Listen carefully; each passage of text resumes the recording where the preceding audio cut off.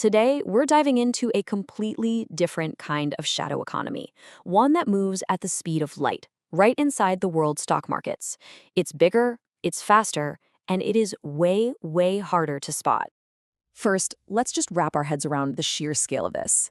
The world's capital markets, we're talking about the stock exchanges, the bond markets, they're absolutely colossal. I mean, this system completely dwarfs the entire global banking industry.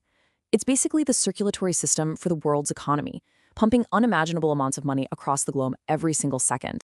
So, with all that money moving at that incredible speed, it makes you wonder, right? What if that super efficient system is also the perfect hiding place for dirty money?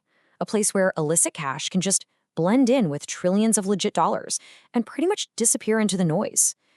And that, right there, is the core problem. The securities industry is a huge target for money laundering. But here's the twist. It's usually not the first step in the process. By the time dirty money hits the stock market, it's typically already been snuck into the financial system somewhere else. So the goal here isn't getting the money in, it's about making its criminal origins vanish for good. So how in the world do they pull it off? Well, criminals have a pretty sophisticated playbook, and it's designed to exploit the very things that make the stock market work. Let's open up that playbook and see exactly why it's such a popular playground for them. It's kind of ironic, really. The market's biggest strengths are also its most glaring weaknesses. I mean, think about it. Its global reach and lightning-fast transactions are perfect for zipping money across borders in a blink. Securities can be turned back into cash super easily, which is the end goal.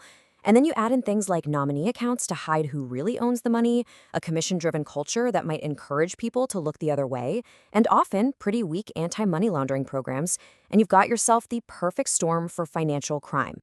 And that brings us to a really key difference. See, traditional laundering, the kind we think of with banks, is all about placement, that first step of getting physical cash into the system. But laundering in the securities world, that's a whole different ballgame. It runs on electronic transfers, so the focus shifts to layering.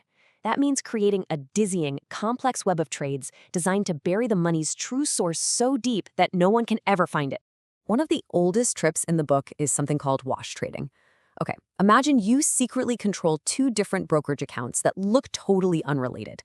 You use one account to sell a bunch of stock, and at the exact same time you use the other account to buy it.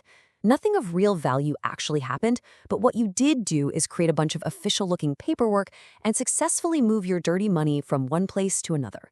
It is pure financial smoke and mirrors. Another absolutely essential tool in the launderer's kit is the nominee account. This one is all about staying anonymous. You get a third party, a nominee, to open an account and make trades for you. As far as the brokerage firm is concerned, the nominee is the real owner. Meanwhile, the person who's actually pulling the strings gets to stay completely hidden in the shadows. So if these schemes are so sneaky, how does anyone ever get caught? Well, even the smartest criminals leave a trail. You just have to know what you're looking for. Let's switch gears and become the investigators, hunting for those little clues, the red flags that give the game away. Okay, here's a big one. Normal investors, well, they want to make a profit, right? But someone laundering money, they have a totally different goal. Their main objective isn't to get a great return, it's to get their money clean. And that's why a client who doesn't seem to care at all about losing money on a trade or paying ridiculously high fees is a massive red flag. For them, that's just the cost of doing business. Here's another telltale sign. A brokerage account is for, investing.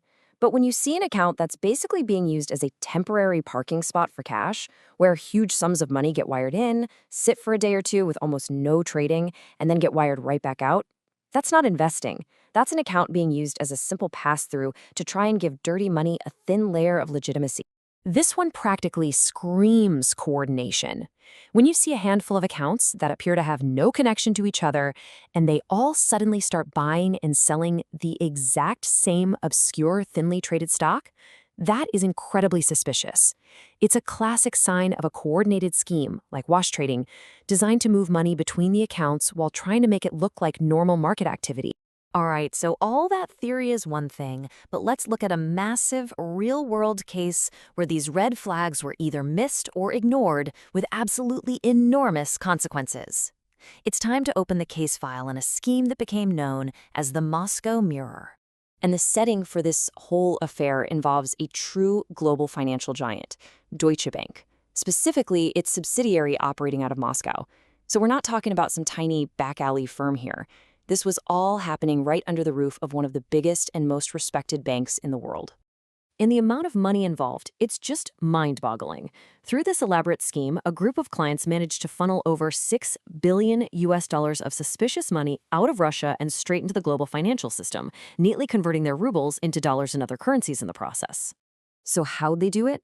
They used a brilliantly simple but incredibly effective technique called a mirror trade. Here's how it worked. A client in Moscow would place an order to buy a huge block of stock using Russian rubles. At the very same moment, a connected company, say in London, would sell the exact same number of shares of the exact same stock, but for US dollars. The two trades perfectly offset each other, so there was no market risk. But the result? Dirty rubles in Russia had been magically transformed into clean dollars outside of Russia. And this wasn't just a one-time thing. Just look at this timeline. This scheme ran for over 2 years. They executed over 2,400 pairs of these mirror trades before anyone caught on. It literally took years for regulators to piece it together and slap the bank with a massive fine. So you have to ask, how could a $6 billion hole just appear in a major bank's controls? Well, it was a complete and total system failure. The background checks on these customers, what's known in the industry as Know Your Customer, or KYC, were basically useless. There were no automated systems in place to flag these perfectly matched suspicious trades. And maybe most importantly, there was a deep, systemic failure of oversight, a culture where people just weren't taking responsibility. And really, this quote from the official investigation says it all. It wasn't that the criminals were some kind of unbelievable geniuses. It was that the bank's own anti-money laundering framework was so broken that it made these huge fake trades simple to execute. They basically left the front door wide open.